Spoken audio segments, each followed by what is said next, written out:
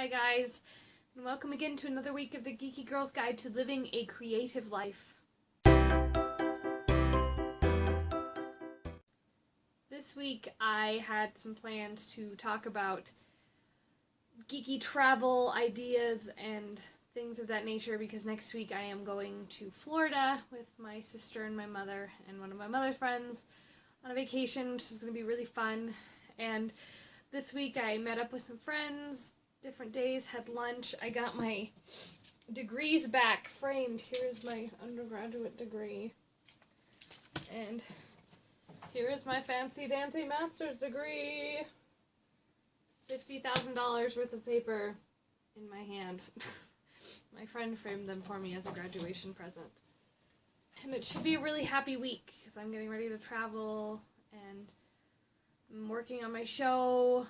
And I'm auditioning for other shows. I auditioned for another show with a company called Sacrifice Cliff Theater. And it'd be a great show if I got in. And something I want to talk about this week that I think happens to a lot of creative people, especially creative people and artists and geeks and people who love their lives and loves things that they do in their lives very passionately. They have a very hard time sometimes living that life. And I've struggled with depression and sadness and loneliness and isolation of myself for a very long time. I kind of talked about this before with finding your tribes and finding your people who are in your life who are there to support you. But I just kind of want to talk about it a little more because I'm recording this video at like 11 o'clock at night. I put makeup on to look nice for this video. I usually have my videos up by now, have already marketed it or at least have it edited out, but I've had no energy and no drive to do so because my depression has made it very, very hard for me to function this week. And there's no reason why I should be sad, except for that I have a problem, a very real medical problem that you can't help. And I think it's something that we don't talk about a lot, and I feel like it's something we should talk about a lot, all the time, because we all struggle with it. Even the happiest people in the world have these problems. And it's not our fault. It's just the way our brains are. And I feel like for people, all people, not just men, not just women, not just people who identify as either, or have that appearance, struggle with being able to cope and accept that it's not our fault. And we don't talk about it because if you're a woman or of the female gender, if that's how you identify, being emotional shows weakness, shows that you're being overly emotional, that you're being a woman, and it's just hysterics, which is insane because that is a ailment of the 1800s that was made up pretty much because men didn't know how to deal with women.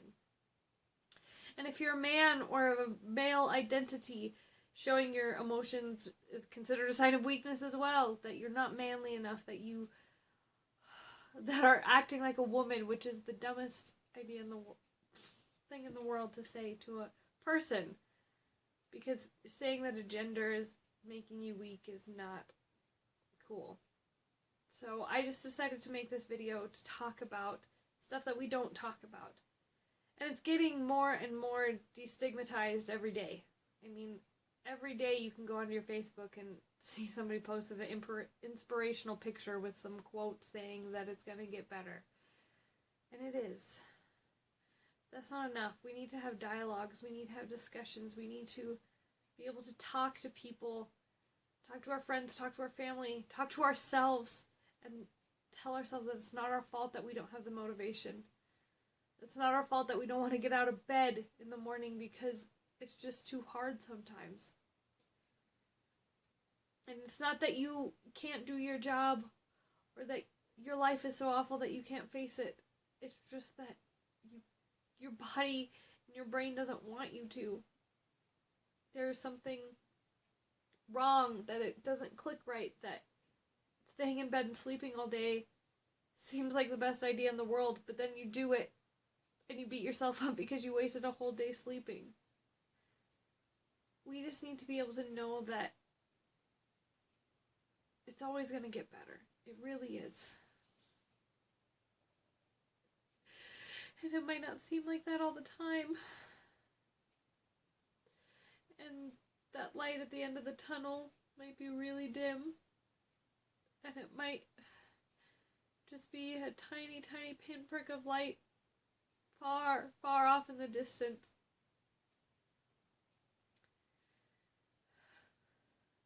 But it's going to get closer, and it's going to get brighter. And we can't let our brain and our illnesses dictate how we live our lives and how we relate to the world. And I've struggled with this for a very long time, since I was a kid. And I've been on and off medications. And I've done different things. I've worked out. I used to self-harm to try to cope with it. And it's just part of being a person. And when you're a creative person, especially when your life hinges on other people's approval or other people's engagement with what you do, it's really hard. And I created this blog to have a dialogue about what it is to live a creative life. And this is just one little aspect of it. But know that your self-worth is not dictated by what those people say, because it's yourself. And your brain might tell you something different, but your heart knows in the end that you are good enough and you are worth it. And getting out of the bed the next day is the best thing you can do for yourself, because it's only going to let you get closer to that light. And I just want everyone who's struggling out there to look for that light in their heart. And don't let those dark, dark shadows in your mind tell you that it's not there anymore. I just want to thank you for being there to watch this. And I really hope that this can start a discussion with yourself if you don't talk to anybody about it. But no, I'm here for you if you ever need to talk. I'm here for myself because I know that I'm worth it and that I deserve it. And know that there's always a tomorrow. And I read a quote today that I thought was really good, that the person I am today is informed by the person I was yesterday, and helped me be the better person that I am today. And I can't wait to meet the person that I'm gonna be tomorrow. You just have to have the strength, and I know it's so, so hard to find that strength. But finding something that will help you get to that strength. Maybe it's reading a book, maybe it's taking a bath, maybe it is watching a TV show for 5 hours. Something to get your mind out of that place and into a place that makes you happy and lets you see that light. Find it and use it. And I'll see you guys on the other side. So that's all for this week. Next week I have a video all planned already that I already recorded because I was going to be out of town. And then you'll have some travel vlogs, hopefully, with Disney and Universal and all that fun stuff. But I had to do this and I had to talk about it. So